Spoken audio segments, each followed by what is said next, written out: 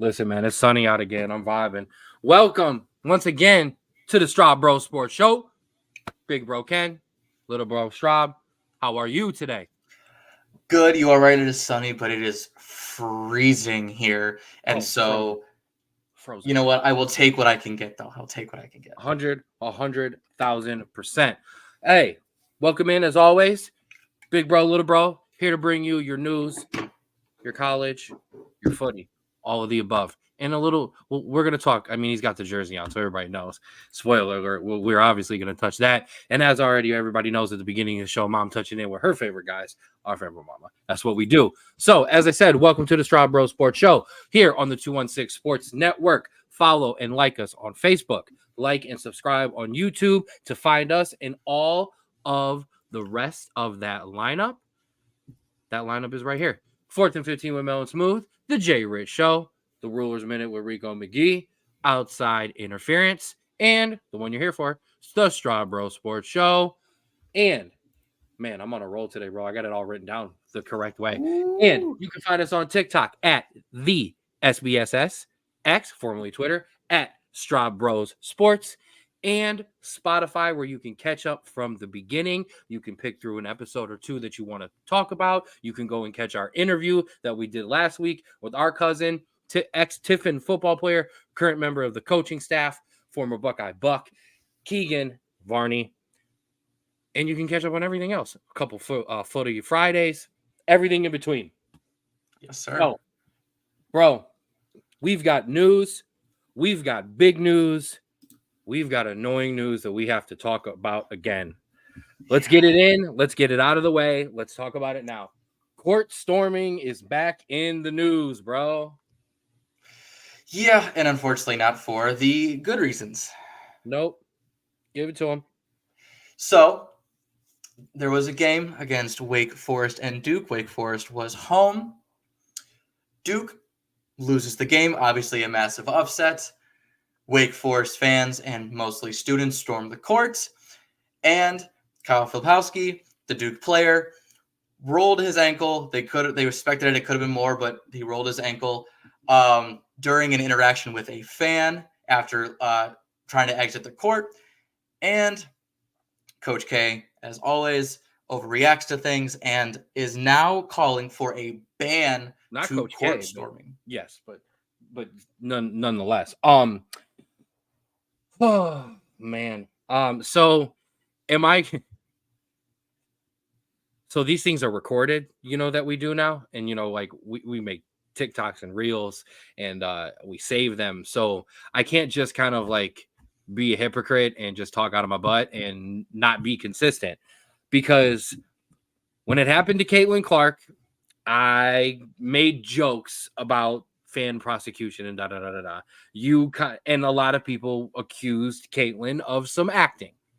There is rumors there was some acting, but however, I don't want to do that.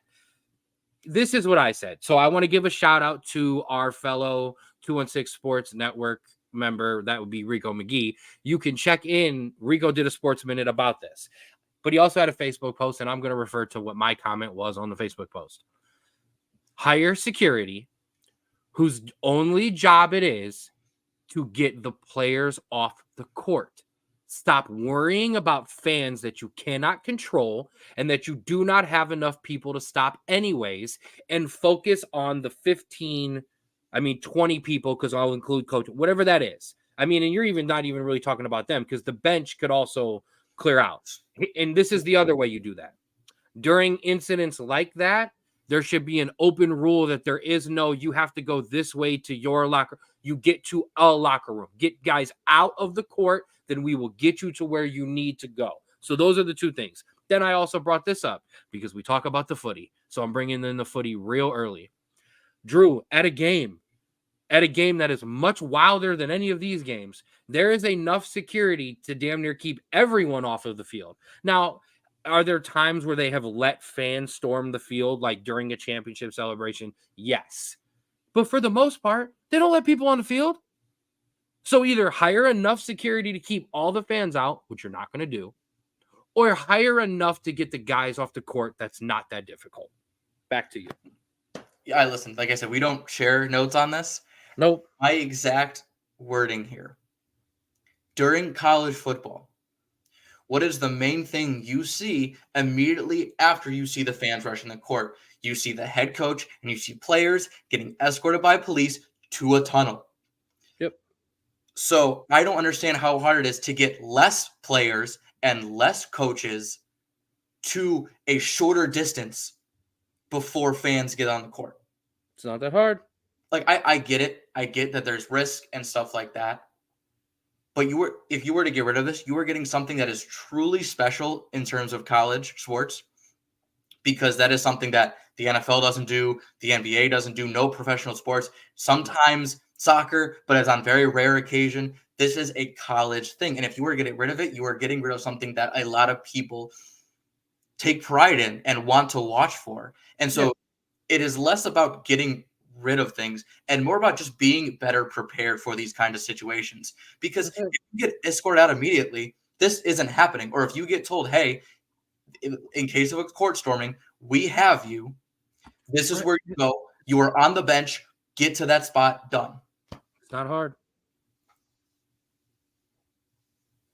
See, and I'm sorry, I was reading the comments. And if you're here with us live, always come in, join the comments, talk with us. We'll get rocking with you. Obviously, if you're listening on Spotify and listening back, you're gonna know all about what we were talking about anyways. But as Ray said, longer distance for football, more space. 100%. There's also usually more people rushing the court. But both of these incidents were self-inflicted. Changed my mind. Listen, there could have been some avoidance on both parts. Like, there has to also be and I'll get to Dad's point in a second in the second part, but yes, at some point the athletes can kind of veer out, but they should also have the right. This is where I am supposed to be. This is my job. This is my workplace. You're in my work area. You're not supposed to technically be here, no matter what. It says on the ticket. Do not. Now, I know we allow it. I know we like it. I know we love it, but still. But Dad makes a good point. Storm all you want. Don't touch any of the athletes. Ever. That's it. Don't touch the athletes. And what's up, Joey? What's up, Pops? We know you're rocking with us. And shout out to you, Ray, as well. And I can understand both points. Yes, kind of move around people. You don't have to you shouldn't be running like you got your shoulders out trying to hit people. I'm not saying that, but at the same time as well, because we talked about it we've had 3 different incidents, because the one we had the 1 week was when 2 fans touched, and we even talked about it with the fan that touched the Tulane player. I don't care if it's a pat on the back, a high five, unless the player is celebrating with you. Don't touch the players. Period. And howdy, Mom, too. We're getting everybody shout outs in nice and early with us. Like I said, come rock with us in the comments. But I completely get that. I completely get that. But you are never going to convince every single person to not touch an athlete, not do it is a rule that it's the same that when they do in the beginning of every baseball game, where they say you are not allowed to go onto the field of play, but people still rush the field.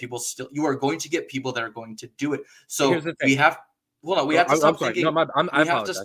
We have to stop thinking about how to prevent the people doing it, because it's never going to stop everyone. And we have to shift our focus on how we're going to protect the athletes and the coaches, because that is the safest way that is going to stop the most people from getting hurt. Yes or no question. Is this a problem in professional sports? Not as prevalent, no. No, because we don't allow it. We don't allow it in professional sports. We don't allow at any time court storming and things like this in professional sports. We allow it in college. Listen, do we allow NBA players and baseball players to fight? No. Do we allow hockey players to fight? Yes. We allow this. So we need to now police what we allow. I'm sorry. So hire 5 more security guards whose only job it is to make sure if this starts to happen, and it doesn't always happen.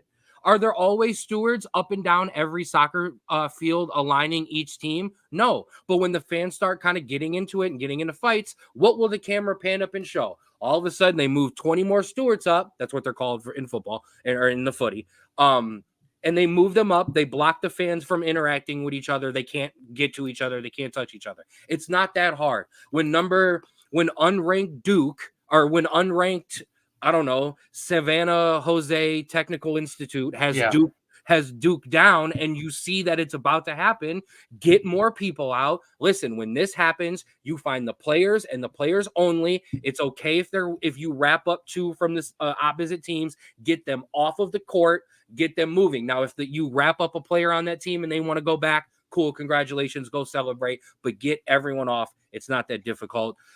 No. Well, so okay, but no, that right, exactly. So, and that's very true. However, this is an interesting point because just a couple years ago, they started allowing beer sales to kids in the student section, even could be if they're 21 or older, obviously. Now, I'm just saying, 90% of people rushing the court, 95 are students. And as we all kind of know, college students don't make the best decisions, especially when they're under the influence. So, no, you don't. Are we thinking about potentially not having it if you are going to sit in the student section, you cannot have an open container of alcohol. That's a potential because we know that your mentality and your decision making goes out the window after a couple goes down. And that's kind of how that works. That's a great point. That I know it is, but I understand that they do cut it in basketball games too. My point is we've been storming the court. We have had these kind of things happen very often. It's just we have had a bunch this year, and I'm not going to say it's not. I feel like we're not going to fix the problem. Any of those issues could have happened, and I don't think none of them were drunk incidents. You know what I mean? Maybe you don't know, but I take that back. The one where the kid is trying to pat the kid on the back, we might be able to say that that's a drunk incident. But people just kind of running and crossing in front of each other, I'm not willing to say blame it on the video games. I get it. But no, I'm not saying Ray doesn't make a good point. I'm just saying, let's say by halftime, they do cut him off. Is that really what that problem was? Or what the problem what it's kind of always been? We shouldn't have our athletes mixing with the crowd like that. No, and I agree. Ray said he was being a devil's advocate, and I appreciate it. It's certain just looking at different aspects of it. I think the main point is just focus on the safety of the players and the coaches.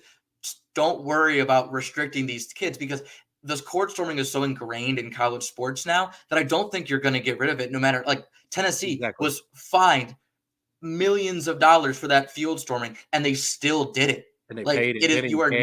You are not going to stop these kids from storming the field or court or whatever. And taking the beer away is not going to stop them from running on the court either. So you still can have that interaction. Let's get out of here. I'm done with this. We talked about something stupid for way too long. Let's talk about a little quick NFL news. I'm going to mention something now. As we get closer to the NFL draft, we will be doing more stuff to prep for that. And now I'm going to spoil it a little bit for the people because we haven't decided fully. We are going to be doing some kind of live stream during the NFL draft. I don't know if it's going to be 100% that Thursday night. We are for sure going to do something Friday. Saturdays, we'll see. Those are my days. So we will potentially see on that. But we've got some running back news.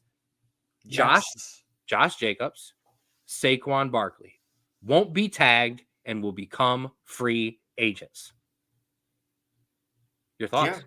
I mean, that's what you get when you ignore your key asset and you sign other players to big term contracts and they kind of stay a mediocre team. So, good luck to them. Their teams are kind of dumb for doing what they did financially. I know the running back market isn't, as it once was, but those are still top tier running backs in the league that you should be able to pay a decent amount of money for. So good luck to them. They're going to get a bag wherever they go, especially Saquon Barkley.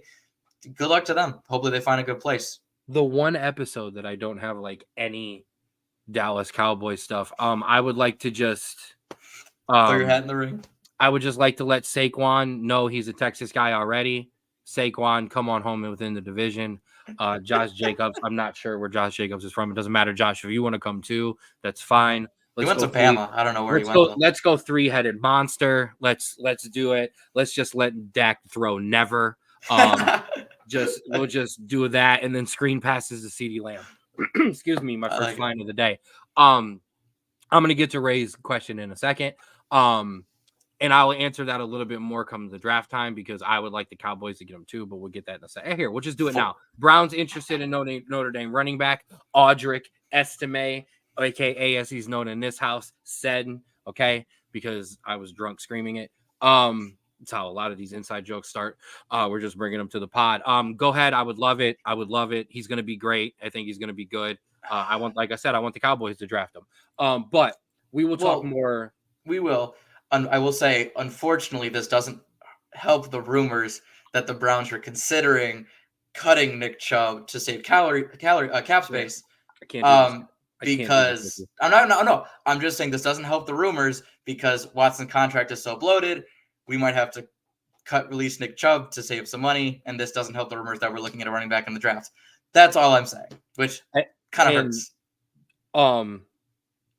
So listen, I can't do this with you guys.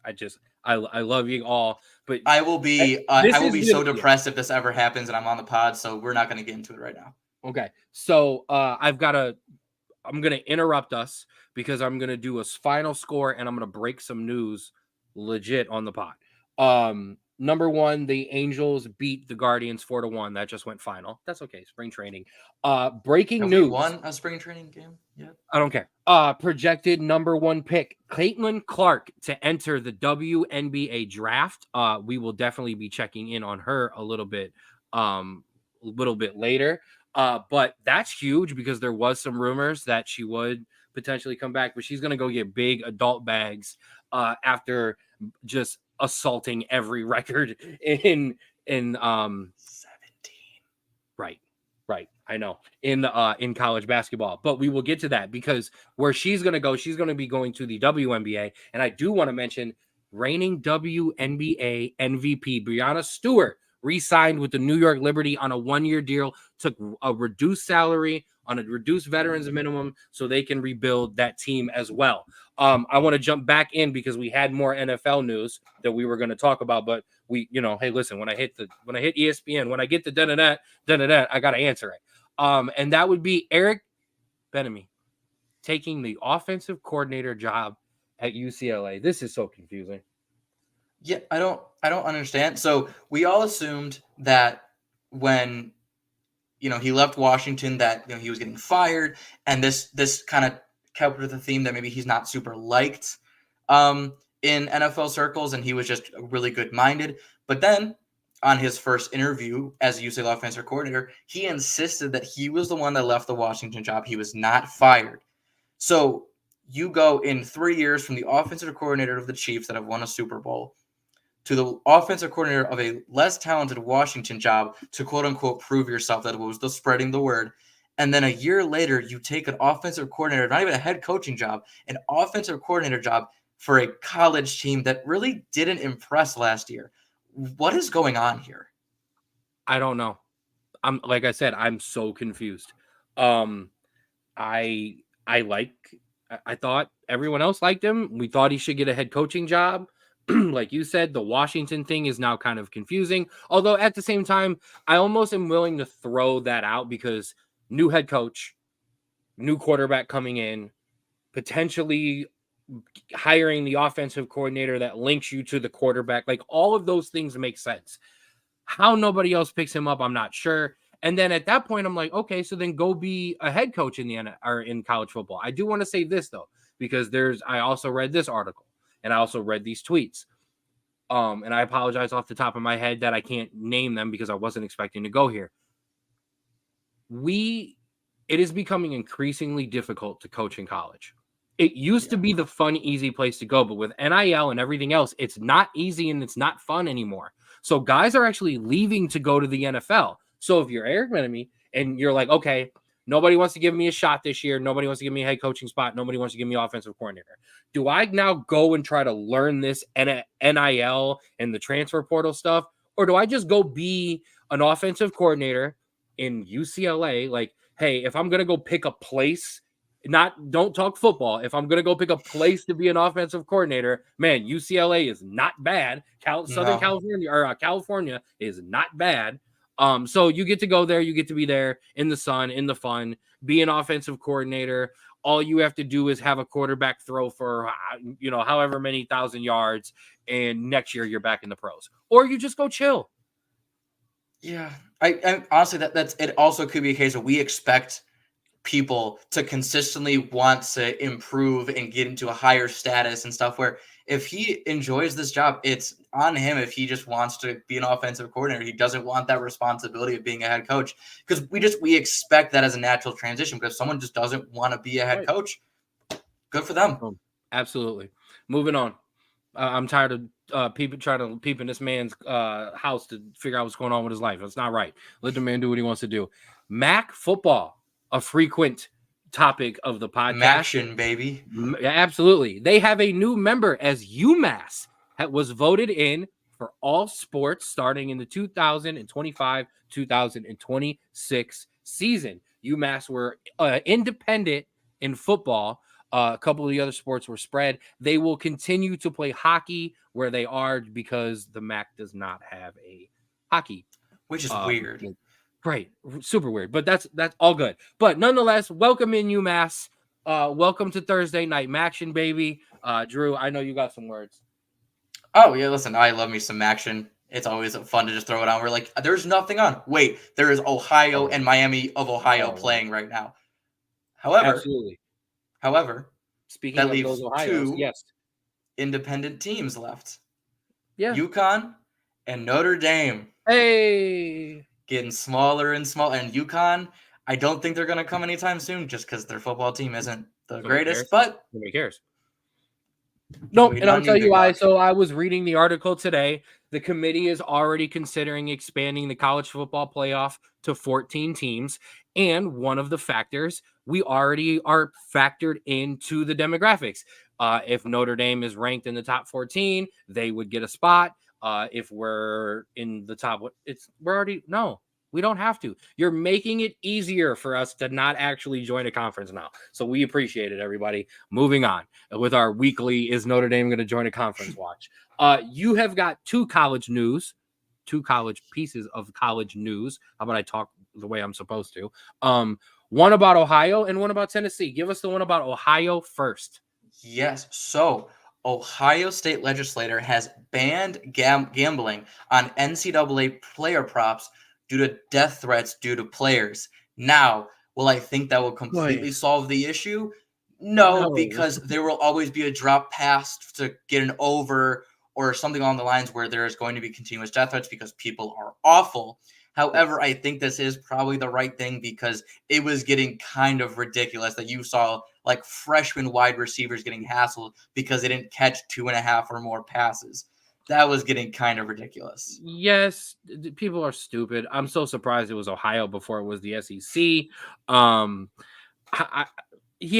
mean, here's the thing. I've never given out player props throughout the entire college season when we did them. I don't believe in them. They've also failed me miserably. However, I would never get on Twitter, Facebook, wherever and talk to a player about it. But I've never done them just because they're so unrealistic. These kids are 19, they're 20 years old. They have bad games. Things happen, whatever. So that's fine. I know some people were upset about it just in terms of the gambling because it was something that they were good at and they were kind of sometimes easy to clean up. But it happens, and I don't know. We're gonna just kind of have to roll with it. Like I said, listen, I'm still taking Pac-12 overs. That makes no difference. I don't care if there's only two teams, and I don't care if I can't put a quarterback in it. So, but we'll be all right. Moving on. Yes, other news, which is honestly I think a little bit more interesting. Yep. A federal judge in Tennessee has filed an injunction that prohibits the NCAA from punishing athletes or boosters from negotiating NIL deals during recruiting or in the transfer portal. Now, what does this mean? This means that if a player... You know what I named it on my notes? It's the NIL wild style battle, okay? All right, that's what just happened. If a player were to enter the transfer portal, booster, not the school, but boosters of the school are allowed to directly talk to players and give them an amount that they are willing to give for them to come to that school, which is kind of wild if you think about it. This is a massive shift of player power in the NCAA, which is kind of what we've all been wanting. Okay. So I have to preface these things first, okay? We're not a national syndicated show yet, okay? So I need to give the good opinion first. I am pro player. I am pro NIL. I am pro these kids getting paid. I am pro them getting money. This is some wild shit. This is not good. Okay, how many more recruiting classes do you want Texas A&M to buy? I'm just asking. They ain't making the. It doesn't matter. They're gonna win one eventually when they have everyone. Like, here's that number one. Number two, you all are here. It's always handy. Your one Sunday mass from the priest at Notre Dame blessing NIL before you're all in trouble, okay? Because you want to start talking about NIL and money being able to offer. I got some donors too. I know I don't have Texas oil money, okay, but I got some doctor money, okay? So let me see and I will also send all $37 that I can to whatever fourth string punter I can get rolling. Your friend who is the long snapper wouldn't accept my NIL deal offer. So that is awesome. It's amazing. And it's going to be the end of college football in the NCAA. Eventually it will leave. It will have Nick Saban and Bill Belichick as its commissioner with Pete Carroll as the athletic director, head of whatever. Wow. So that is just how I don't know we were talking about our dreams from last night. Good Lord.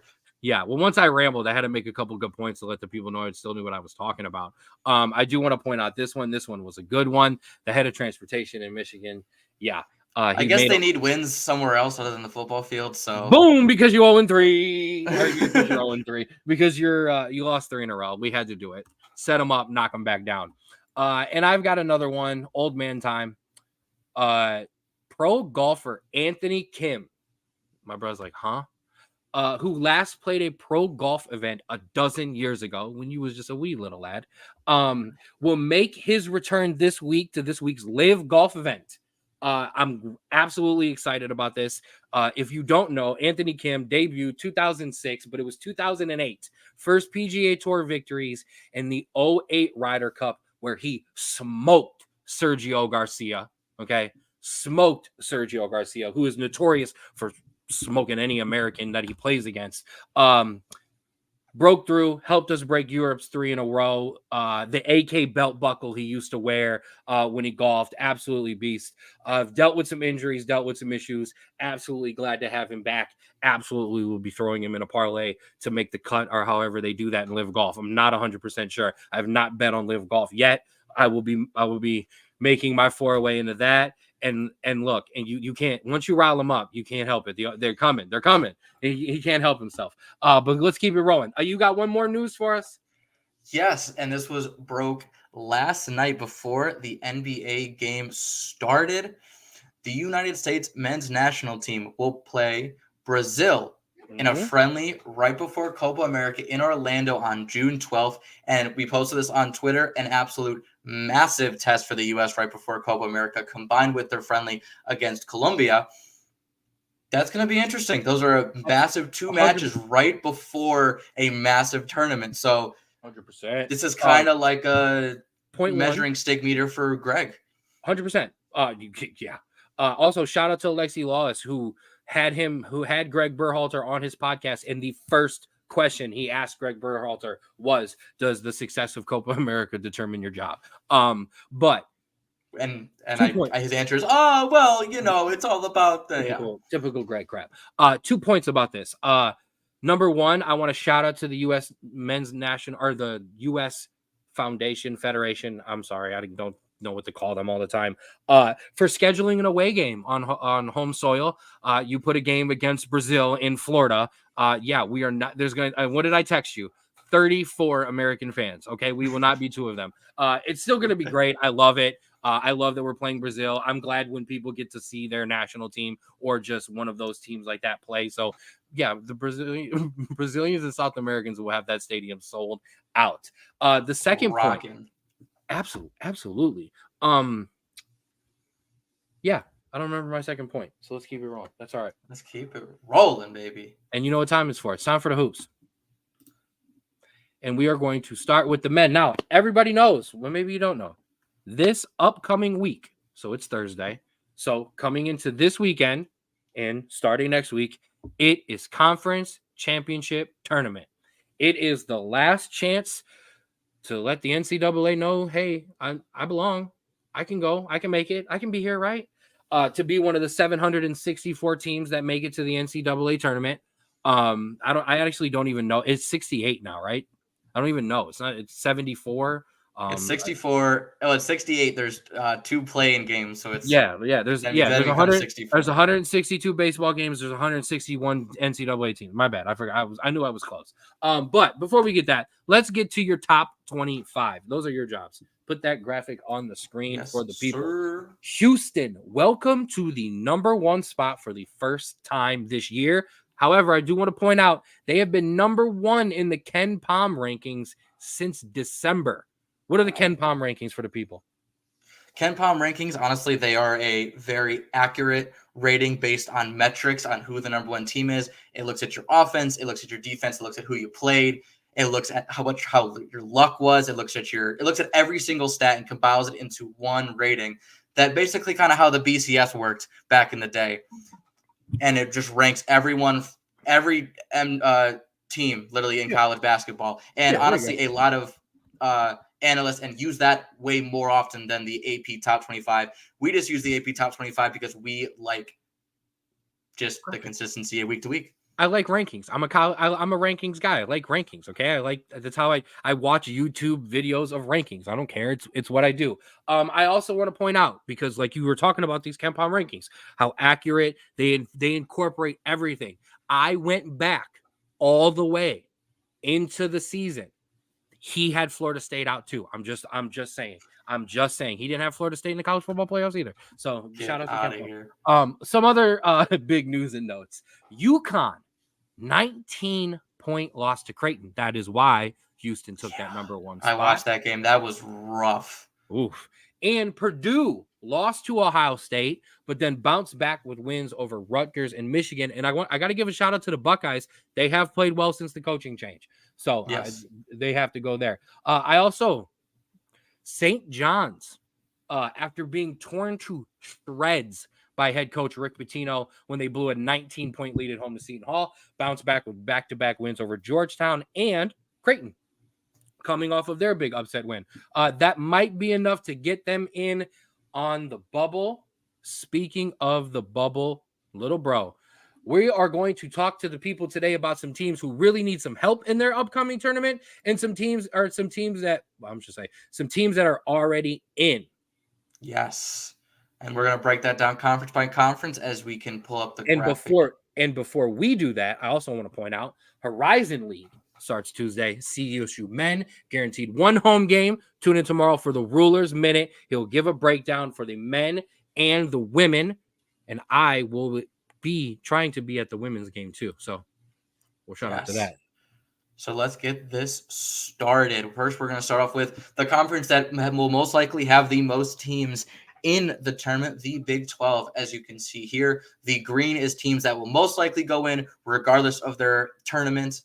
The bubble teams are in yellow, those ones that kind of need decent tournaments to get in to prove themselves. And red teams, unfortunately, like my Cincinnati Bearcats, are teams that, unless they win the tournament, really don't have a shot of going to March Madness. So I gave a lot of these little groups. Okay. So obviously, like we said, you're green, you're locks. The conference is our show out. That's what I named these teams. And that would be, I know you have them green, but Oklahoma, TCU, who you still have green, and Texas, Kansas State in there as well. The conference is our show out. Come into this tournament, allow it to shine, and let the NCAA go, no, Big 12 is really good. All these teams need to go. Okay? So that's how I feel about that. I love you. You know this, bro. Okay? I love you to death, kid. Are we done with the Cincinnati Bearcats on the bubble thing? There is no on the bubble. There is no longer on the bubble. You must win your conference tournament, or you must at least blow all the way through to the final before and when you go to the final, obviously you'll have beaten some very good teams along the way, and it'll give you the wins that you need to get in. But you got to do something, man. I'm sorry. It's tough. We've lost 5 of our last 6. And you can tell that this team is a defensive first team. We're very limited offensively. And you can tell this team is getting very, very tired. They can't string a good like half of basketball. It comes in very small spurts. And the defense, just the end of the season, is getting tired. They can't keep up. They aren't fresh anymore. Some of our strongest players are leading scoring for the first, half of the season. Victor Locken has been held to under 10 points for the past 7 or 8 games. It's honestly, if I'm being completely honest, unless we win the conference tournament, which I really highly doubt, this is a very much a let's just see what we got with our guys that are coming back next year. It's a talented team, but the offense just wasn't there this year. But I want to move aside that. I want to talk about this Big 12 because this Big 12 conference is absolutely stacked. And I'm not blaming that on. I'm not saying that that's our fault. I'm just saying this conference is insane. Absolutely. And I do want to point out, if you are on Facebook and you want to give us some stars, send us some stars. Send your superstars, your Straub Bros stars, some stars. And I'm saying yes because I'm going to break some more news because I love to talk and I talk too much as it is.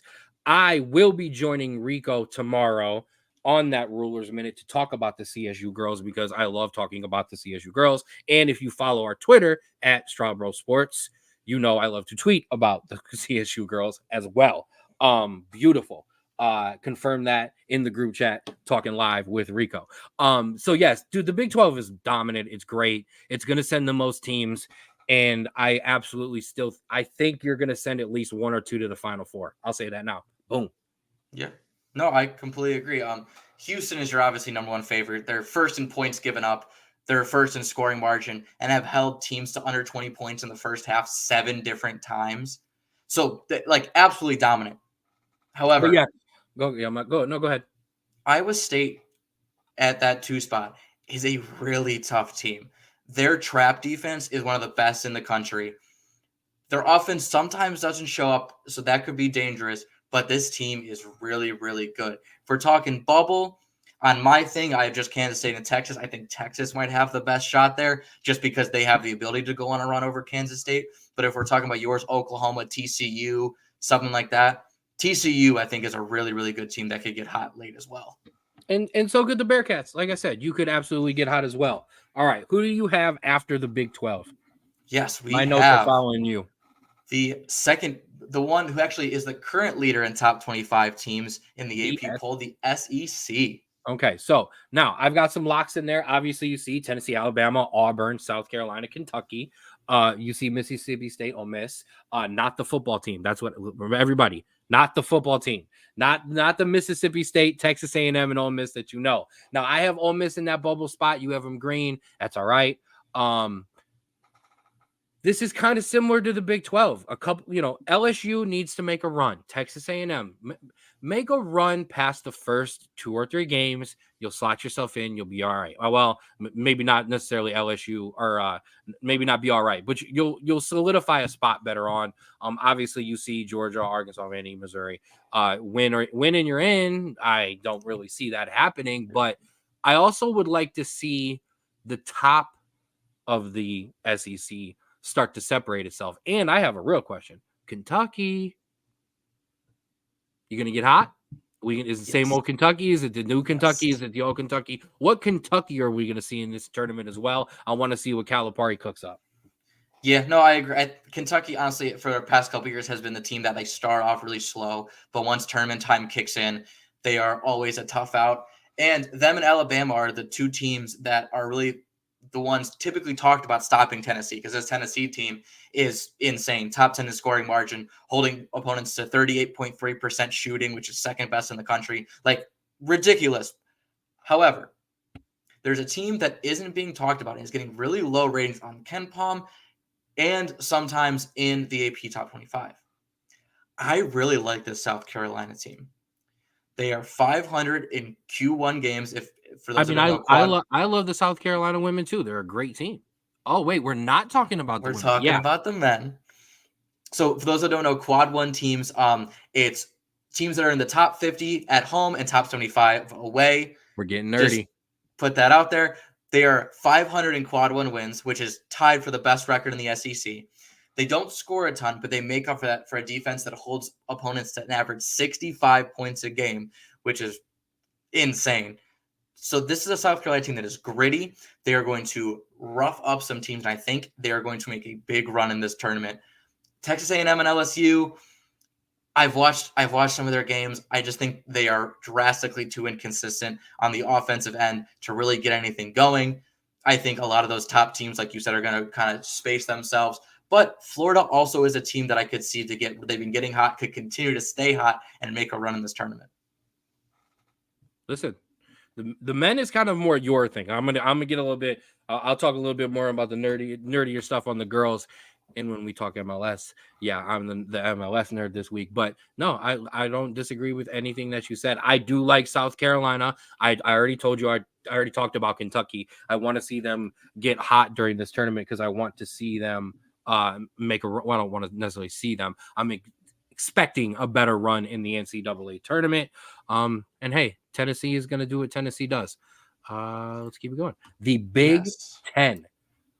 We've got some locks. Obviously, the number one team in the country, or number 1, 2, 3 team in the country, Purdue, Wisconsin, Illinois. You threw Northwestern in there. This is what I call these teams. A tournament to remind everyone who you are. Okay? Michigan State, I have Northwestern in there a little bit, but Minnesota, and hey, Iowa, you need to score. What else is new? No, you didn't, Nick. But I'm not. I mean, I gave you a score update, but I'm not gonna. We're watch the Guardians. And here I guess I should tell the people we're reading the comments. Let everybody. Did I miss the Guardians talk? No, you didn't miss Guardians talk. Watch them. They did lose today. They lost, like I said, 4-1 to the Angels. But we're gonna get in there. But Michigan State, Minnesota, Iowa, I have Northwestern a little bit to remind the committee during the tournament who the hell you are, and you don't have a problem. I also want to, a little sneaky, okay? Ohio State sitting down there at the bottom, okay? Yeah. Okay? Yes.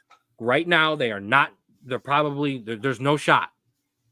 That is a team that if you listen, they upset Purdue.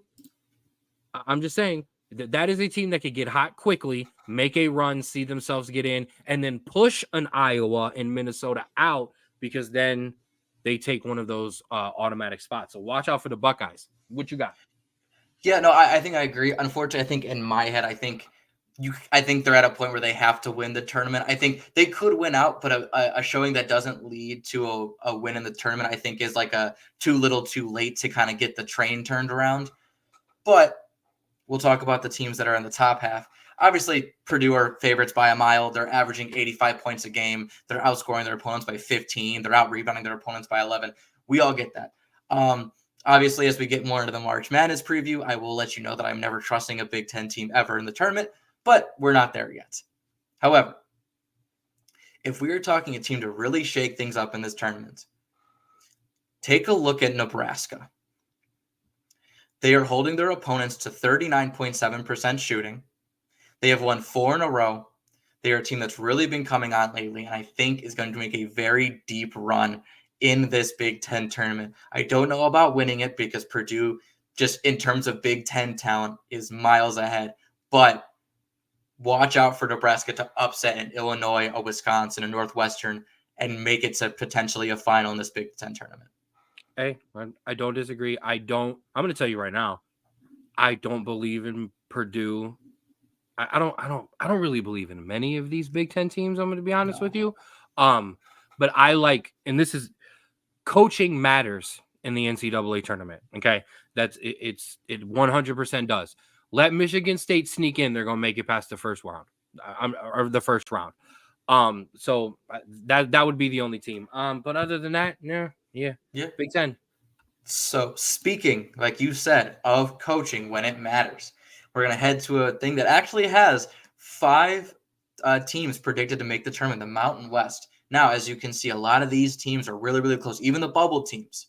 So you have, and so like Ken said, and I agree with him, you have to trust the teams that have been there before with a coach that has been there before. San Diego State has won 6 of the last 7 Mountain West titles with their current coach, Brian Dutcher.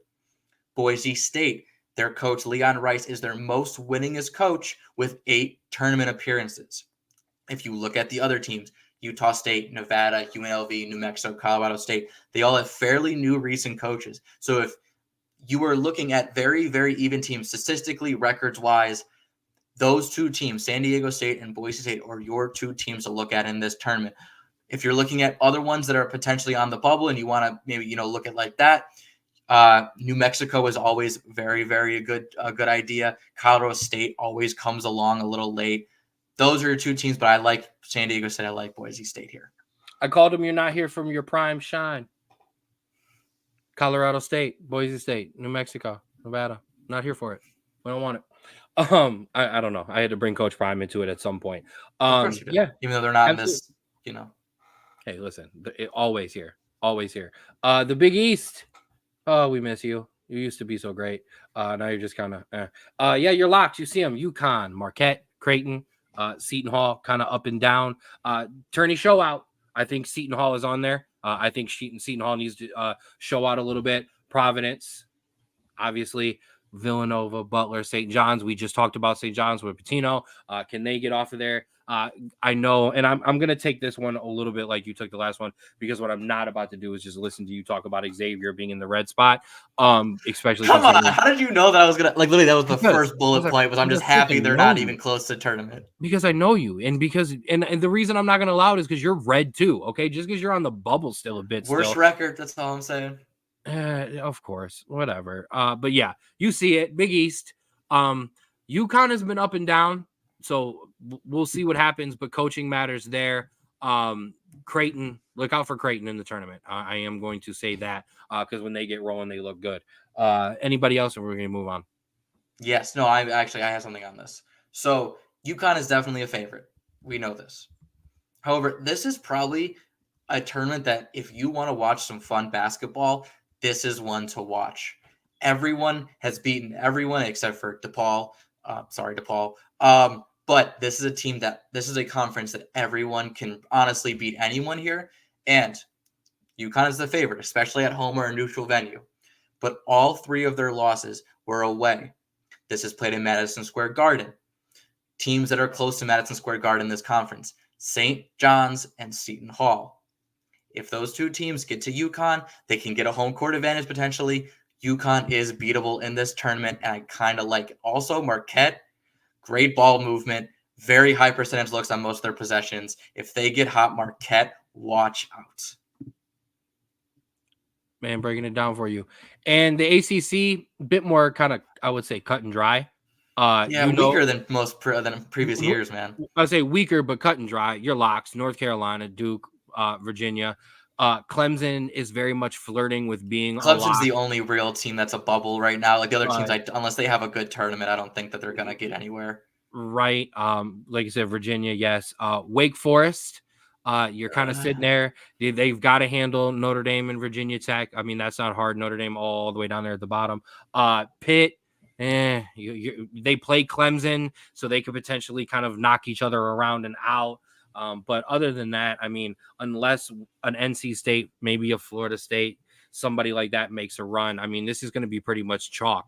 Clemson and Pittsburgh, who wins, you're probably going to be in. Wake Forest, if you win out, you're probably going to kind of steal a spot there. I'm going to touch. I'm going to see. Oh yeah, you have the pack. You got the Pac-12. Yeah. So we'll get my man Nick in here because he said it. UCLA needs some big help. They're going to need a couple wins. I also want to correct you on something, sir. Guardians have 2 wins. I'm just going to point out to you because I had to double check that. I don't remember that if I'm being honest. I know Eli. Yeah, because Eli Morgan had the 1. I mean, they beat Boston. I remember that. Okay. No, it was Seattle, but you're going to continue to be wrong, and they beat San Diego as well. So I mean, I'm just going to throw it out there, okay? And I do want to point out now, for the most part, the bats have been rolling. Straw. Please ignore the first 12 games. I love you, Nick. Thank you for being in here. I'm changing this to Guardians talk for a minute because the bats have come alive. Okay, the bats are rolling in the summertime, and they usually do not for the Tribes. We're not a cold weather team. I know it's warm down there now, but the bats are rolling. And Straw, I know everybody wants to talk about Straw. The man put on 10 pounds of muscle. is the center field position locked in. Straw's got it held down. Let's talk about the Pac-12. Arizona and Washington State. I mean, that's, as you see, what's left of the Pac-12, I should say. Need some prime shine. That's what I called them. They need some prime shine, baby. Colorado and Utah. Come on, Colorado. You have got to get into this tournament so I can wear my prime glasses. Yeah, no, I mean, speaking of underwhelming conferences, we talked about the ACC. The Pac-12 has just been like UCLA, USC, both poor season, and usually they're pretty big up there. Arizona typically up there, but even they haven't looked as dominant. They're kind of like a Pac-12 football team right now. They're all offense and no defense.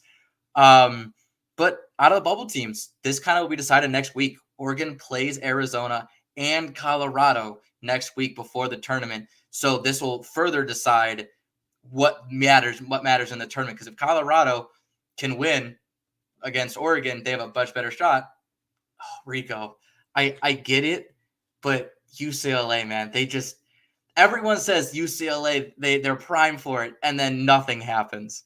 I can't trust them. All Colorado, baby. Let's go. Coach Prime.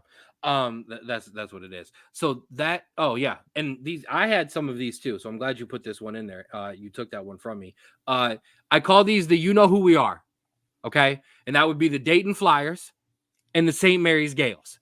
Because they're both, you got them on the bubble. They're going. Okay. They're going in. And so are the Dayton Flyers. You know who these teams are because you know when you go to fill out the bracket and you go, Dayton? Oh, yeah. Okay. All right. The you think you know me. Okay, yeah, straight stolen out of the Edge theme song playbook. Gonzaga, James Madison, Princeton, Indiana State, teams that, hey, these teams have a better chance as long as we don't have an Ohio State fly through and win a conference championship, something like that. The more kind of chalk we have towards the conference tournament, the more likely the Indiana State, a Princeton, you have St. Mary's, those teams are gonna make it. Not Cincinnati. And that is enough of the men. Let's switch over and talk about our girls, our women. Yes, your conference leaders, they do it a little bit different in women's basketball.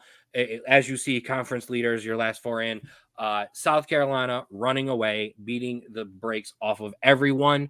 Your last four buys, and that would be kind of your buy-in to that would be Princeton, Michigan, Green Bay, Milwaukee, and Iowa State. Your last four in right now, as you see, Maryland, Texas A&M, Kansas, and Auburn. And your first four out, Vanderbilt, Penn State, Washington, Arizona. The next four after that, it's something to keep an eye on. St. Joseph, Arkansas, Villanova, Washington. I do want to point out, I was going to talk about them anyways. Your Cleveland State women's Vikings in there in your conference leader, as they are still 7-0, actually not 8-0 in the month of February. In the month of February, currently projected to be a 13 seed, currently projected to play a 4 seed, obviously. LSU.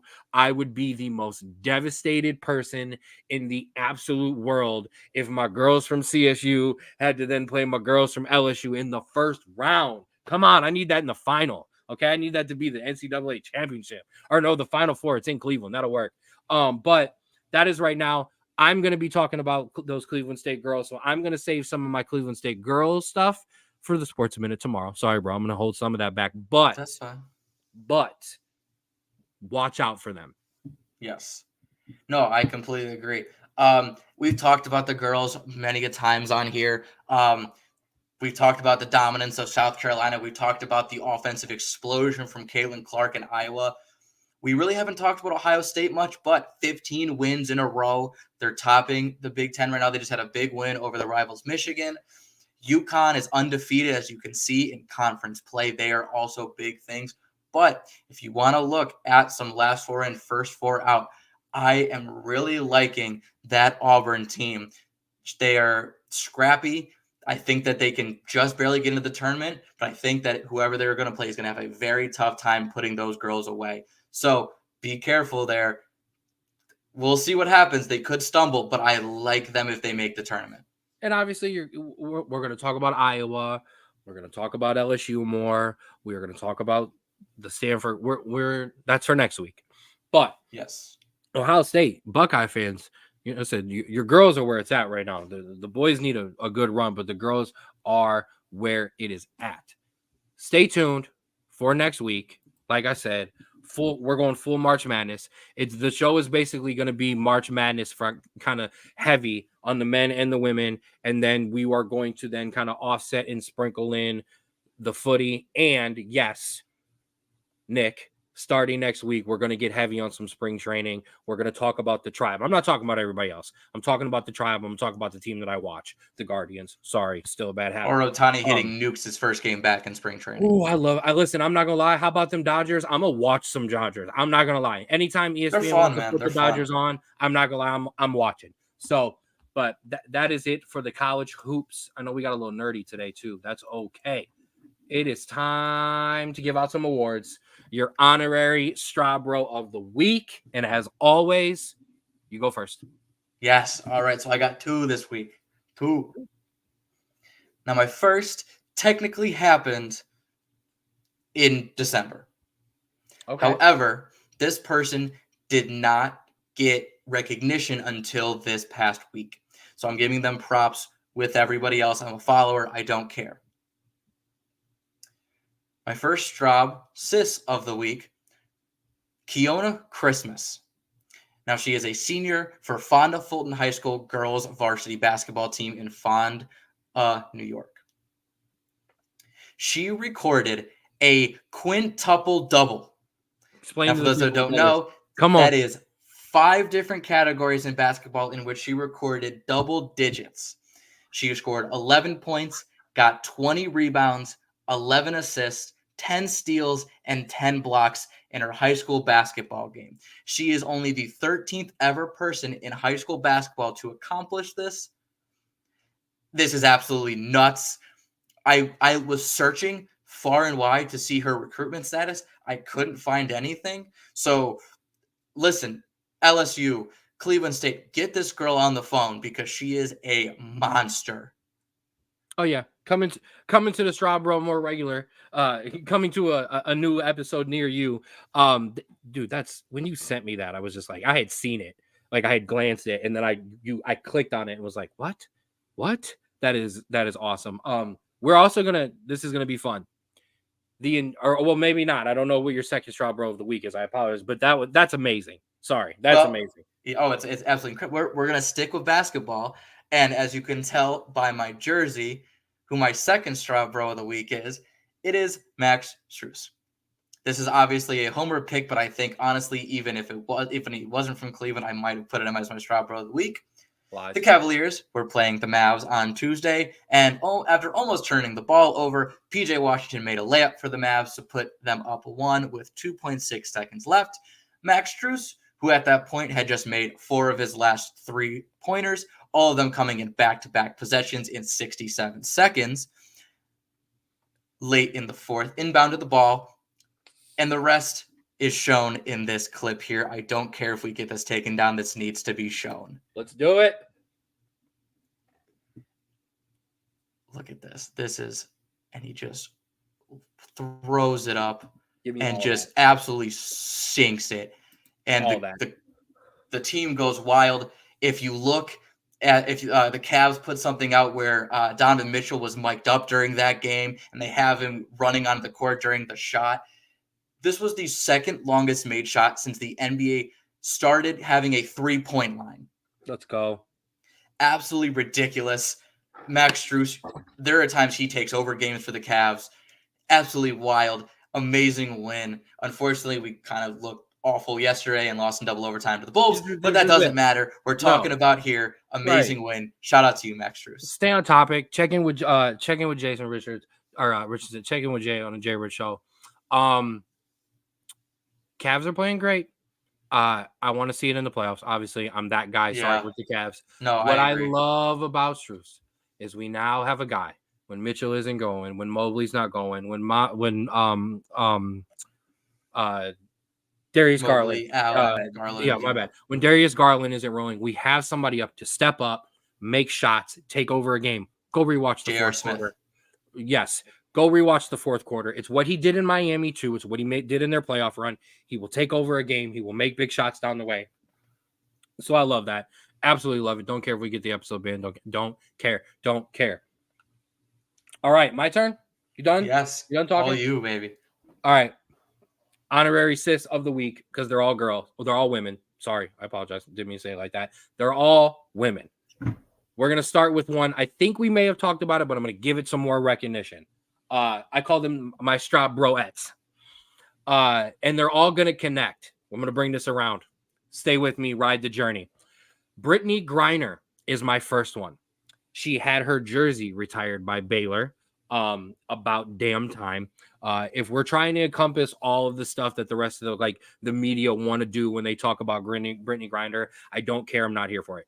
In terms of a college basketball player, nobody deserves that more than Brittany Griner. I think I have made the joke. She literally should have gone from the championship game. The banner should have gone up. Her jersey goes up. We go graduate. We go to the WNBA. But absolutely beyond deserved. She dominated college basketball. My second Straub Bro of the week. She was then passed for 5th all-time on the scoring list by my second Straub Bro of the week. Syracuse's Daisha Fair moved into 5th, as I said, 3,302 points. She had 23 in the game, 15 in the fourth quarter to rally back and beat Pitt. She now only trails Jackie Stiles, Kelsey Mitchell, Kelsey Plum, and that would put her second behind the GOAT and the last but not least Straub Bro of the week. You all knew it was coming. Caitlin Clark. Where's my TikTok? Caitlin Clark. Yes. Here's another one. We're getting one next week, too. Don't worry. She's got a game on Saturday. Caitlin Clark pulled up from deep as hell to break the scoring record, as she said she would. She told everybody that she was going to pull up like that on her team.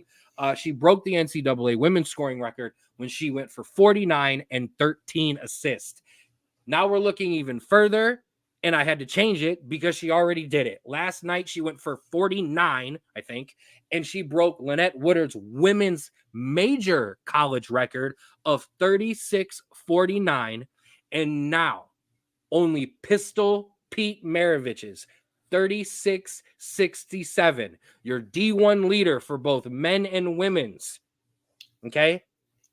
Let's go. 17 points away. She is going to do it. You said the next game was when? It's Saturday against the number Ohio 2 State. Ohio State. That's a wild game. Dude, look at those ticket prices. Those are amazing. Like NBA final ticket prices right now. It is wild. So, of course, your Straub Bro of the week is Caitlin Clark, the GOAT. Of course, Clark. Of course, even mom knew. Even everybody knew that was coming. That was the most obvious thing in the world. And it's going to be there next week, too. Absolutely. Don't care. Caitlin Clark promotional tour. We're riding it. And she declared for the number one, or for the WNBA draft. She will be the number 1 pick. Oh, yeah. But this will be one of the deepest WNBA draft classes of all time. The talent coming out is crazy for the next couple of years. So it's not just about Caitlin. But shout out to all the girls. And those would be your Straub Broettes of the week. We have to figure out something for this that I can. I don't want to call them Straub Sisses of the week. Listen, you're the one that has like Caitlin Clark every week, so I feel like you have to figure that one out yourself. Just the Straub Clark of the week. Yeah, the honorary Caitlin Clark Award. Absolutely. It's time for the footy. EPL and League Cup review. We are going to start with the League Cup. Liverpool beat Chelsea 1-0 to win the Carabao Cup. Although I was sleeping throughout most of this entire game, recovering from the business meeting that me and Little Bro had that Saturday night. That's what I'm going to start calling them from now on.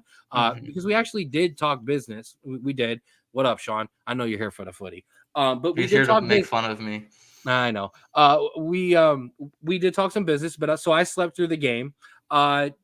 Quick thoughts on Liverpool. What did Gary Neville call them? Your bottlers, your young bottlers. I don't care what Gary Neville has to say, if I'm being completely honest. No, he's not wrong though. I'm pretty sure I think we've lost our last 5 finals in terms of the FA Cup and the League Cup. This was one where we had many chances to go ahead. I don't understand why this happens all the time. I really don't want to talk about it. Congrats to Liverpool. This went back and forth the entire time. I was really hoping for penalties, but it happens. £1 billion bottle jobs. That's what he Yeah. referred to you. Ooh, here and I didn't want to do it while you were ranting. 6. It is 6. He is correct. It is not 5 finals you have lost. It is 6 finals you have lost. And we will talk about this jerk of a comment later. Save that one. Can we move on? There are happier things to talk about, please. Yes, they are. And you know what? There are some happier stuff to talk about. Everton, their point deduction was cut to 6th, moving them up to 15th. We will talk about them more in a second. And in that more in a second, we will get to our EPL review. Yes. There it is. Quickly, we'll run through this. Liverpool 4, Luton Town 1. Luton actually took the lead. Yeah, I know. And then Virgil van Dijk, Cody Gakpo, Luis Diaz, Harvey Elliott, bang, bang, bang. Crystal Palace 3, Burnley 0. Yeah. We'll talk about it later. Yes. You're not going to let? Okay, we'll talk about it later. Fine. But they pretty much handled it. Jordan Ayew, John Philippe Miti, and somebody else. PK. And then a certain person who wears a certain color scheme that we really, really love. 1. Manchester City 1. Bournemouth 0. Phil Foden, cool, great. Moving on. Doesn't matter. No, not at all. No, but I mean, City are doing City things, as we have said multiple times. You taking it's going to be a title race out at some point. Wolves 1, Sheffield United 0. 2. The story of that game is not the game. I actually want to talk about this. Here, we'll give the people some fun footy. Who cares? I don't have the video for this. I know. I wish we did. 2 Sheffield United players, Jack Robinson, Vinicius Souza, got into a shoving match, had to be separated by their captain. VAR had to intervene and do a review for violent conduct. Had both of them been shown a red card, this may have been the greatest 1-0 mid-table football game in EPL that's history. not even mid-table. Right. Brighton 1, Everton 1. One of the hottest rising defenders in England, Jared Braithwaite, got the Toffees up 1-0. Did you see the touch and finish? Absolutely, beautiful. Bonkers. I cannot wait to have him in United colors next year. It is going to be absolutely amazing. Say that about everyone. No, I don't. Then Billy Gilmore was just kind of unfairly red carded. He won the ball and he followed through. What? I miss Billy. Billy was good for us. Yeah, I know. Then Lewis Dunk rescued a point for the Seagulls. Dunk. West Ham 4, Brentford 2. Great back and forth game. Yeah, that was real fun to watch. Absolutely. Emerson. Top bins. That's worth a rewatch. Aston Villa 4, Nottingham Forest 2. No Matt Turner. He was on the bench. I do want to give a shout out to my guy, Ali, former Straub Bro of the week, Ollie Watkins. After the 4th minute, would get a goal. Manchester United 1, Fulham 2. Moving with on. A great stop off the line by Anthony Robinson to save a goal. And also your manager is also mad at a TikTok. I want to let you know that. Yeah, because you're picking on Bruno Fernandes. Leave Bruno. For faking an injury. Get out of here. Listen, Harry Maguire scored one. My big blockhead. I screamed it. You had arrived already to the apartment that day, that Saturday. So I was screaming about blockhead scoring a goal, and then I was screaming because literally, and I called it. Did I not? I was screaming. Christian Eriksen and Harry Maguire kept ending up on the same side, and they got torched. And then they got torched and they gave up another goal. Alex Iwobi. I should have cashed out my tie, and I should have. I hate this team sometimes. Arsenal 4, Newcastle 1. Haha, Dad, get in here and sharing this misery, like the rest of us. Yeah. It also a ball bouncing off of Newcastle goalie Karius's hands. And going is just great Champions League memories for you Liverpool fans of you getting blasted. Haha, and you ain't gonna win one this year. So yeah, that's kind of a little bit of your sped through EPL review. Outstanding result of the weekend for you? I don't want to do this to you, but I think it was a great game. Was the It Fulham is. game? Like I don't It like is. it had a lot of it was back and forth. It looked really, really good. You thought you would scrape the draw, and they came back, and like it's a great win. I mean, the Arsenal win is very, very, very good for them. But I don't know. I like the Fulham game because it was closer. Crystal Palace, new manager energy. That's fair. We talk about it all the time. All right, now let's get into. Yeah. Get into some FA Cup. That's why I'm wearing my Manchester United colors.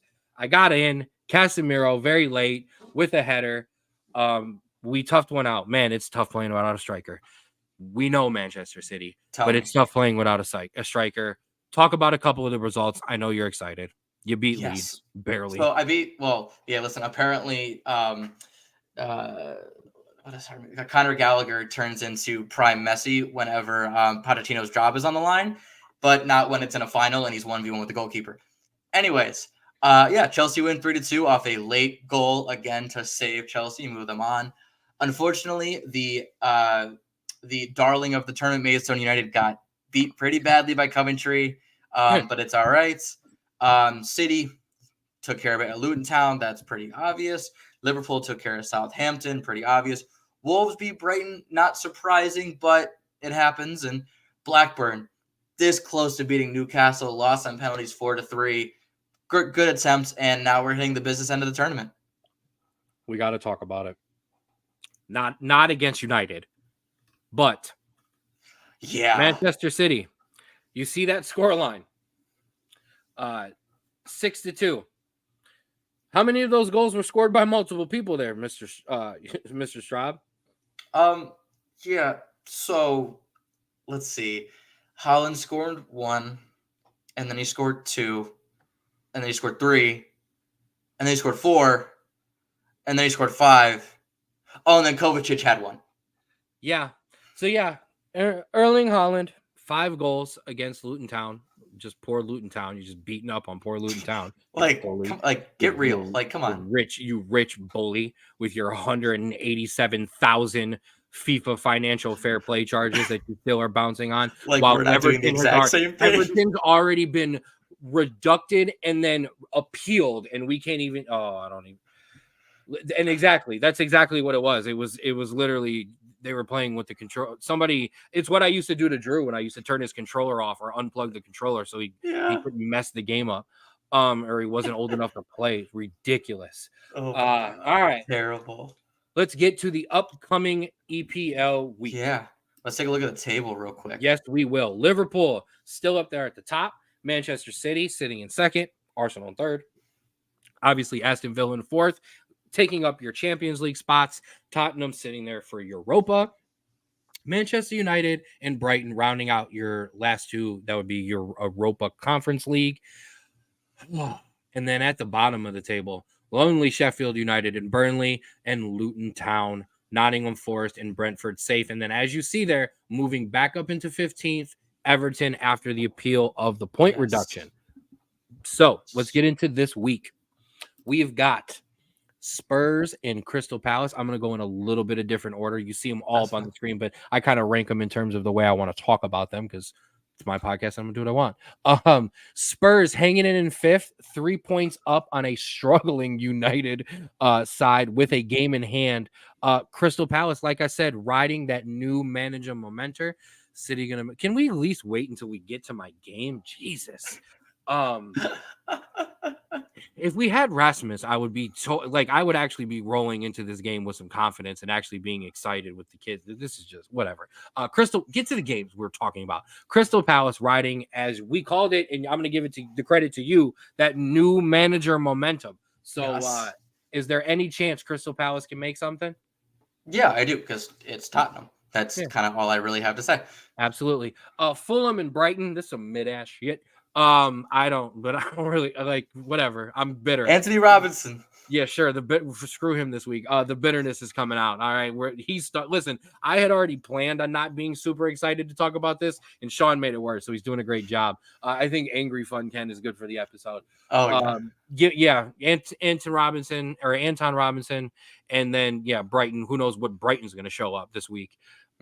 Moving on, Burnley and Bournemouth. If that was mid, this is below mid. This is awful. Well, relegation fight there. Yeah. Literally, this is please. Can one of us stay up? Tyler Adams was in training for Bournemouth this week. Potential sighting this week or next week. We will see. We'll see. Like a Gio Reyna sighting. Luton Town and Aston Villa. Because of the points given back, Everton in 15, like we talked about, Luton Town, you are now in trouble, even harder. And I do want to throw back up on the table, back up for 1 second, but you got so many graphics in here, sometimes I can't find them. Oh, I did it. My bad.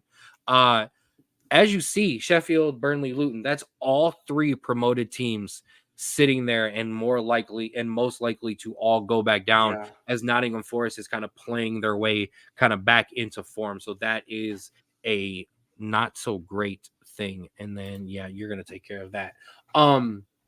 Villa, 4th, 6 back of 3rd, 5 ahead of 5th. So Villa's got things to chase and people to keep off. And to keep off their backs as well. Yeah, no, and I think Aston Villa take this one. Luton's been scoring goals, but they've been leaking a lot, and Aston Villa can score. It's been being high scoring, but I like Aston Villa here. And it's getting tighter.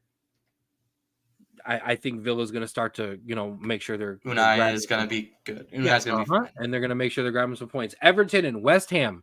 We've mentioned many times these points coming back for Everton. West Ham getting off of a 3-game losing streak and trying to get back into Europa as well. That's going to be a tough one. And now Everton's got some momentum, so we will see about that one. I agree. I agree with your face. You're eh. I really don't know about that one. I mean, I like Everton, but there's a reason they're at the bottom of the table regardless of the deduction. But West Ham also it comes times where they just don't look like they know how to play soccer. So... And I worry about some of these mid-level teams. I worry about sometimes because when there's nothing to play for and you're safe sometimes and you can't really get anywhere, some of these teams with more to fight for, an Everton who just had their ban reduced and all that. True. So moving on, Sheffield United versus Arsenal. Hopefully Sheffield United players stop fighting each other this week and try to show some fight to Arsenal. They're probably going to give up at least 4 or 5. This is definitely going to probably be like a 1-1 draw or a 2-2 draw. It has us looking stupid all over it. Right, not in the face. Nottingham Forest, Liverpool. Speaking of that, maybe Liverpool still hungover. Maybe Forest sneak an early goal, but we know they're going to sneak a goal. Not in the face. Is it bad that I'm rooting, and I wrote this down, is it bad that I'm kind of rooting for Forest to go down over Luton, even though they have Americans? I'm sorry, Gio. I and many other people told you not to go to Nottingham Forest. This is kind of what you get. But over Luton? Yeah, sorry.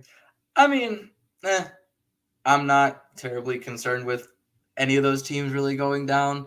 None of them mean terribly a lot to me. But I know you don't agree to this. I'd rather have Liverpool win a championship than City or Arsenal or Tottenham. So I have to pull for Arsenal in this one. I'm sorry.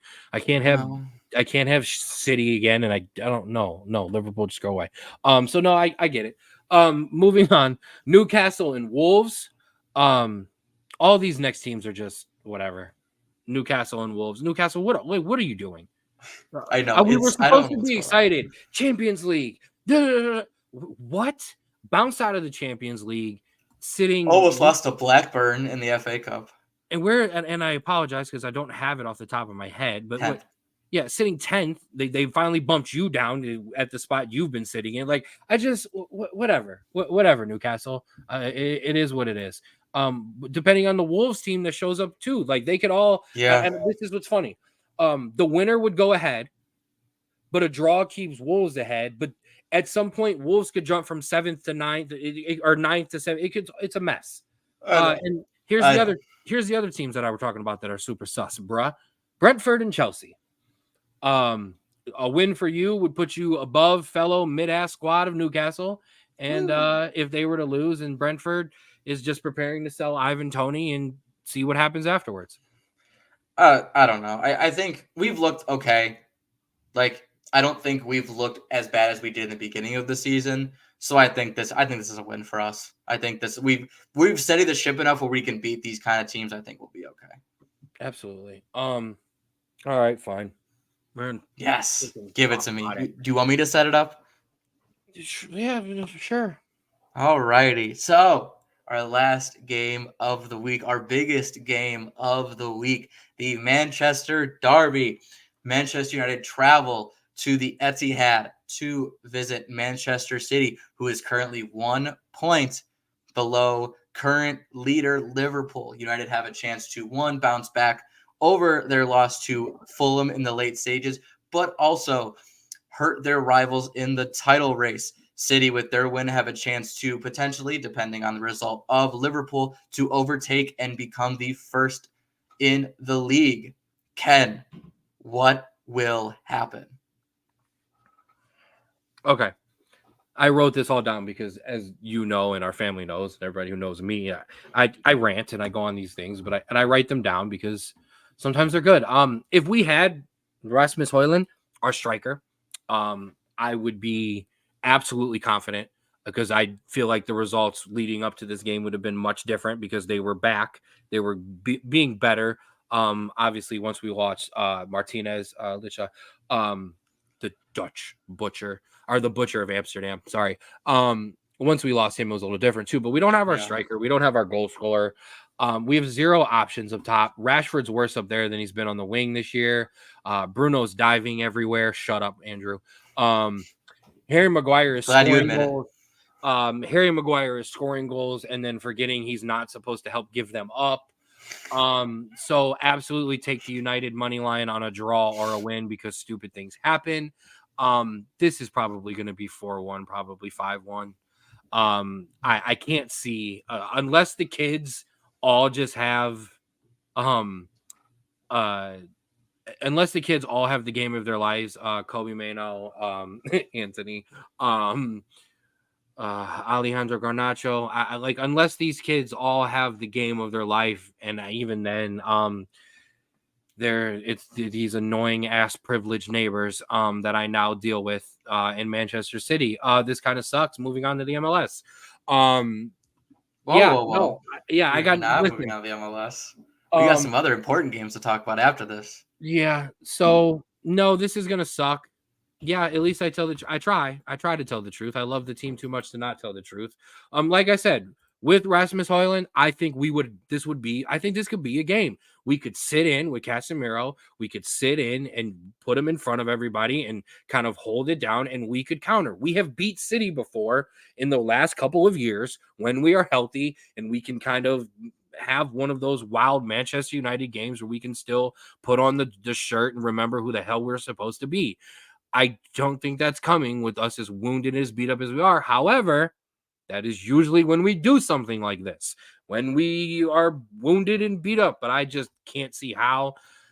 Erling Haaland, who a couple weeks ago we mentioned was not scoring very well. I hate that I mentioned it. We had to talk about it. Now he's scoring literally like he's playing against no one. He looks like me when I used to coach your team and just would score against you guys. So yeah, I think give me 3-1, give me 4-1. Sure. Yeah, no, it sucks. I feel you. Well, you know what? We'll move on to some more fun stuff, something that we're both not in, so we can't get upset about. The Champions League. It is back next week. We got some first week action, some first leg records that we see there. Lazio with the upset over Bayern Munich last time. Lazio is traveling to Bayern, though, so we'll see what happens there. PSG looks to put Real Sociedad away after going up 2-0 in the first leg. City, unfortunately, are the big bullies and are no fun and are now at home leading 3-1, so that is going to be rough. And Leipzig, again, have a lot of work to do to topple the Spanish giants, Real Madrid, going to Real Madrid and also being down 1-0. Ken, do you see any of these teams other than Bayern Munich overcoming this deficit? The pause make me depressed. No, I don't see. I'm going to be honest. Real Madrid, the pedigree, and Carlo Ancelotti, he knows how to win. So I don't see any chance there. Lazio, here's the problem. We've seen this happen with Byron before. Like, this has all the makings of a 3-1, 2-1 Byron win, and they make it out. Manchester City, screw you. PSG, screw you as well. I don't care. I hate this, and I can't believe I want to say this. I want to talk about the MLS, which is even going to make me angrier. Let's do it. We are moving on to the MLS, the Premier Soccer League. Oof. Here we go. This is off the first week of MLS. Some big results here. Obviously, you can see the winners are in the winners' colors and the draws are in gray. Absolutely beautiful graphic. I want to ask you some questions since you kind of started stealing my thunder there. As we said, yes. As you see there in the bottom, Messi and the refs won. The rest of us 0. I will get to that beautiful little box down there in white. He skipped that one. We're going to keep this going throughout the year. So as you see, we'll highlight those ones in that one. What were your 2 most surprising results of the week for our first week? Don't talk about our own teams. We will talk about those in a second. Hold on. Wait a minute. See, this is why you can't drive sometimes, because then you get off of exits that you're not supposed to get off of yet. We got to show the people, bro. I'm in. I told the people I was coming in, and I told the people I was. We were waiting for your game, man. No, we're not waiting for the game. So, not a jersey that looks like I wore it in college, because I did wear it in college, but an adult. I'm in. Let's go Galaxy. We will talk about them later, but we will put that back up. So, bro, give me your 2 surprising results, or the 2 results, I should say, you want to talk about. Yes. So the first one, which, we'll get to it. I don't want to talk to you right now. Okay, Sean. That's payback. It's not payback. He's a city and a crew. That's ridiculous. Yeah, you can't have it all, Sean. All right. And now he's a Kansas City Chiefs fan. Like, what? Okay. Right, exactly. All right. So, first result. DC United 3, New England Revolution 1. This was really surprising to me. Now, a double yellow in the 12th and 25th minute of this game for New England's Giacomo Vrioni, got it, shifted this entirely DC's way. But the DC of old would not have been able to break the block that New England set up. But what did this new DC do? They figured out how to get the ball to Ken's favorite player, Christian Benteke, who scored a hat trick.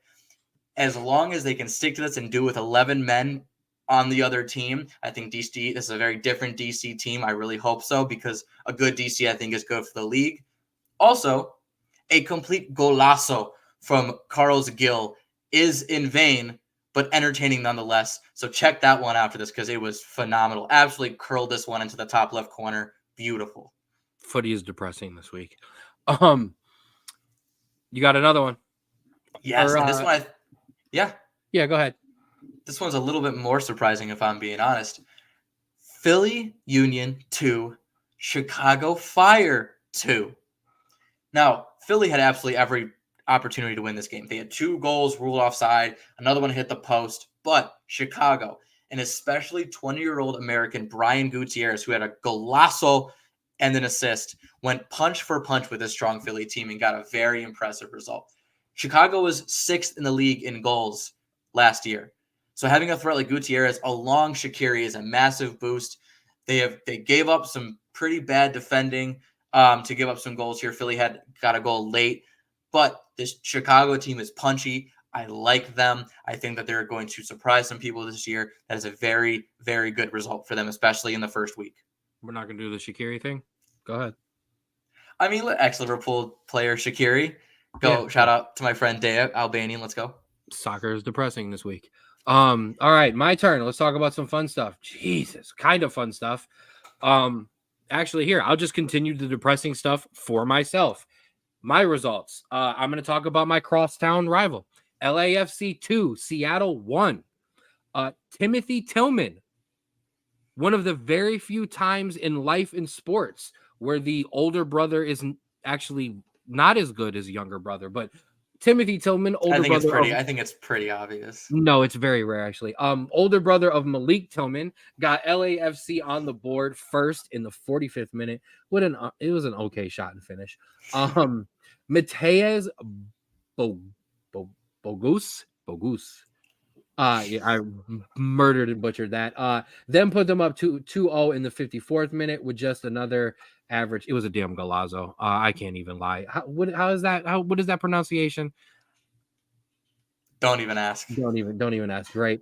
And then Seattle would get one back in the 73rd minute with a PK from Pedro de la Vega after United States men's national team center back and Andrew Straub favorite Boenga, I think. Thank you, Sean. I appreciate that. Mateus Boenga. I like that. We're gonna have to make sure I get that. I had it last night when I was putting it all in. But as I said, United States men's national team center back and Andrew Straub favorite Aaron Long took down United States men's national team striker and Ken Straub favorite Jordan Morris. And yeah, that was about it for Seattle. Please keep doing it, Aaron Long. Please keep doing it so I never have to see you on my screen in a U.S. match ever again. That's all I'm asking. That is amazing. A little surprising. The Seattle team is very talented, but LAFC, listen, there was some questions. Can they do it again? Can they do it again? And they're going to get results like this. Yes, they are.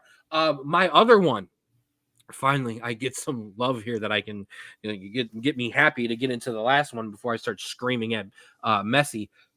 Charlotte 1, New York City FC 0. First of all, Sean, you should by default have to root for New York City FC. You just need to. You're Red Bulls. You need to just continue your Manchester ownership affiliation. Yeah. But let's talk about Charlotte, man. Legit soccer scenes. Me and Straub get on this podcast when we talk about the footy, and one of the things we preach up and down is, man, when you watch Go Luck, we talk about third-tier England games. We talk about all of that stuff because the scenes are amazing. Charlotte has scenes that rival other countries. We don't claim them. I see that. It's because they don't win every single time. That's why it doesn't claim them. Absolutely. And we're talking about New York City FC, but they put more people in the stadium than the Panthers did all year. No, I'm joking. Dude, it's so good though. But I'm not joking. 62,291 on hand in Panther Stadium to watch Adelson Alanda head home a great header. That was a great original header off the crossbar. He claimed it home as they win 1-0. It's amazing. That was awesome to see. It was great to go back and watch. I told you the Charlotte team was going to be tricky this year. I told you, man, they're going to be tough to beat. And they're going to be fun to watch. So if you're like, hey, if you're like me, hey, Ken, I don't have an MLS team. All right, we'll jump in with the Galaxy with me, and then we'll go from there. But check out Charlotte. It's an absolute amazing thing. All right, now it's your turn. Do I have to? Yes, you do. Okay. SC Cincinnati 0, Toronto 0.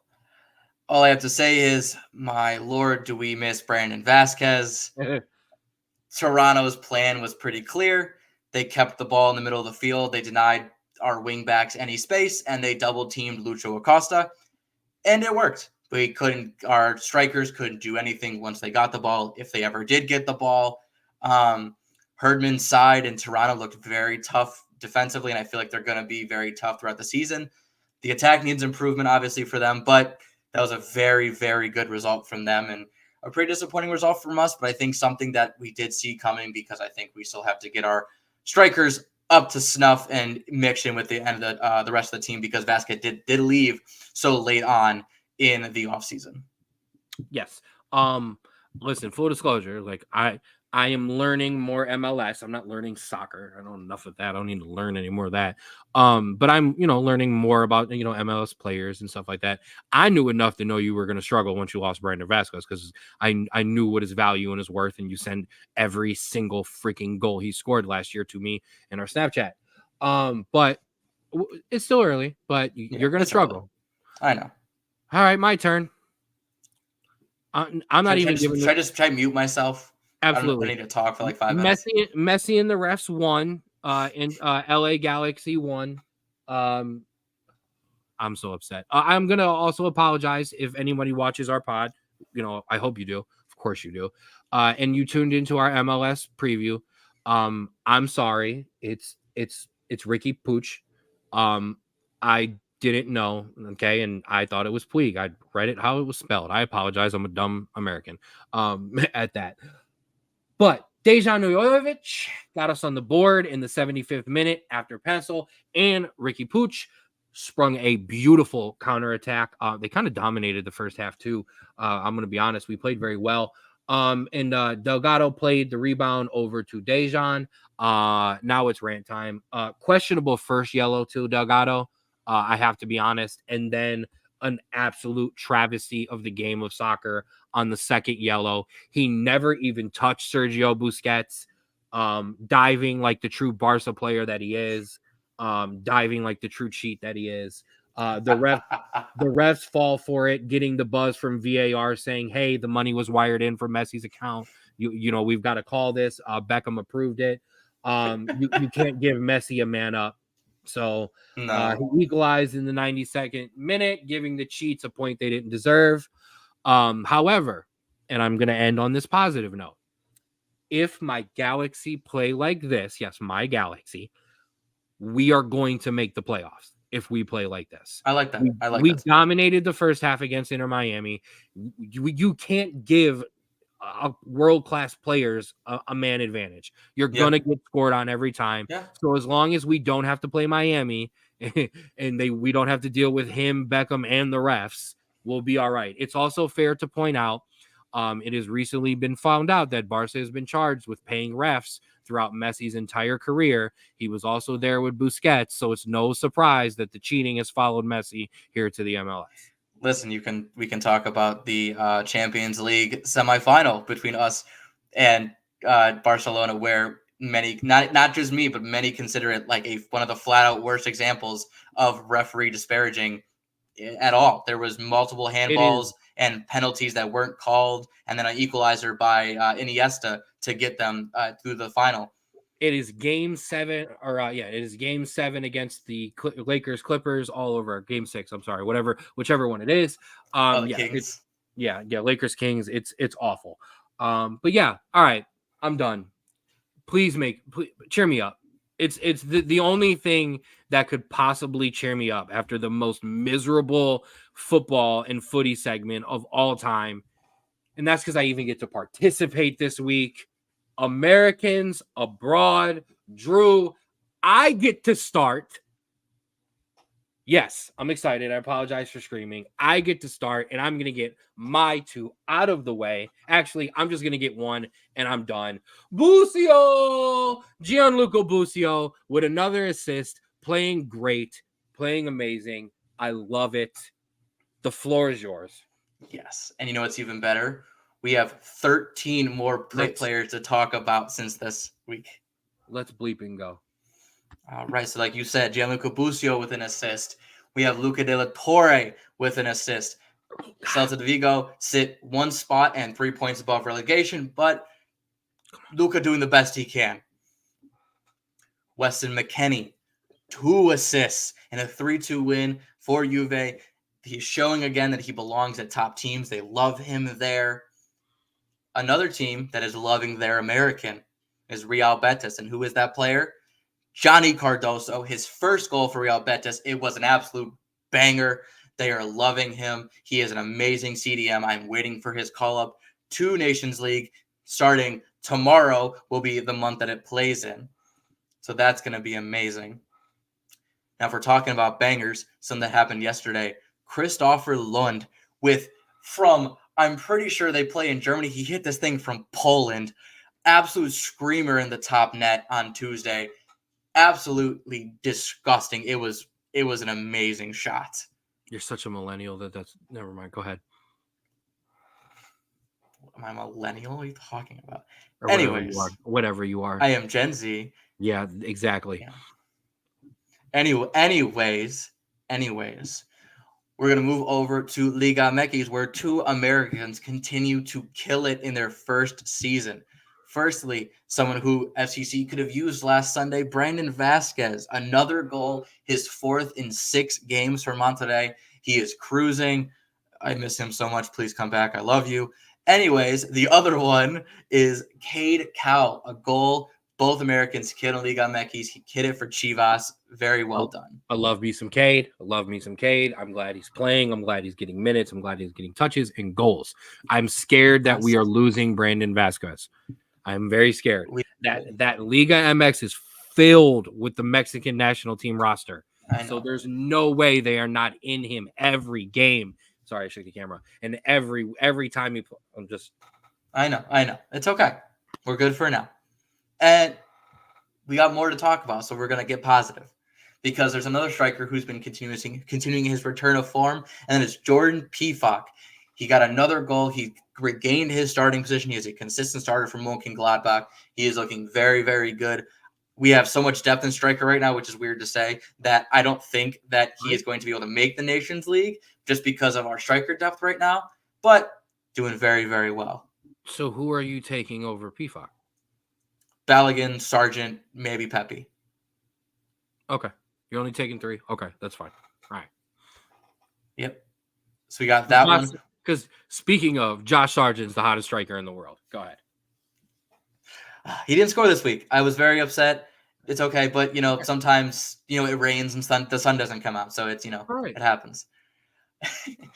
This time we got 2 defenders, 2 center backs, who have scored one their first goal and the other a goal that he hasn't scored in a while. Can I have my highlight back since I didn't get to talk about it? We'll take it here. Who scored that third goal for Crystal Palace, Ken? You're not going to make me scroll back up. And that would be Mr. American. Yeah, see, you screwed me all up. You took me away. I was going to take it and then give you your shine back so you can have it, mister. But then you screwed me up. Now I'm Chris Richards.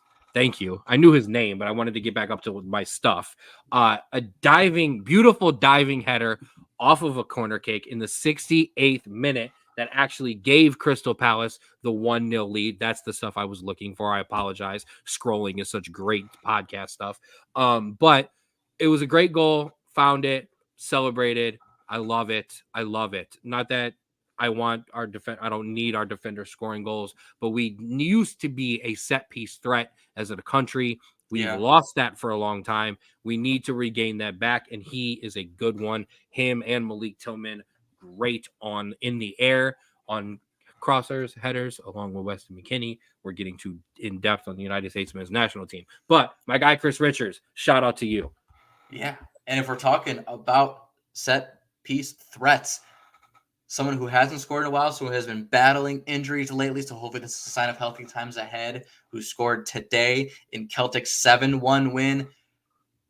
Cameron Carter-Vickers has scored a goal, a header to open the scoring. He only played 56 minutes because they were up 6-0 at the time, so they took him out for precaution. Like I said, he's battled some injuries, so it's good to get him off, get some rest, but hopefully this is a sign of some good things ahead because I think he really needed that. A throwback center back. Like, it's why I like him. He's a throwback guy. He's quick, but he's big. He's strong. Muscle you off the ball, push you away, just clear. It's my kind of guy. No nonsense. Go ahead. I completely agree. We're gonna get back to the striker here, though. Someone who we talked about on Saturday wasn't scoring enough goals, and then Sunday scored a goal. Folarin Balogun. He desperately needed this one. However, he missed another penalty. I feel like this is a sign that we should just take him off penalties, save his confidence, because if you are going to score a goal and then continue to miss penalties, I feel like this is just dipping his form, his confidence. Just take him off, allow him to not have to have that pressure on him, especially a young kid like he is. I think it's best. My counter to you would be, as somebody who was somewhat decent at penalties, I would be like, no, give me the ball.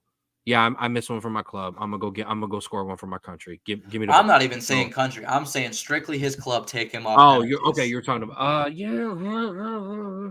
But here's the thing, man. When the guy goes in the practice and then nails it and makes it to the final of the PK contest, like I used to even in college, I'm just saying.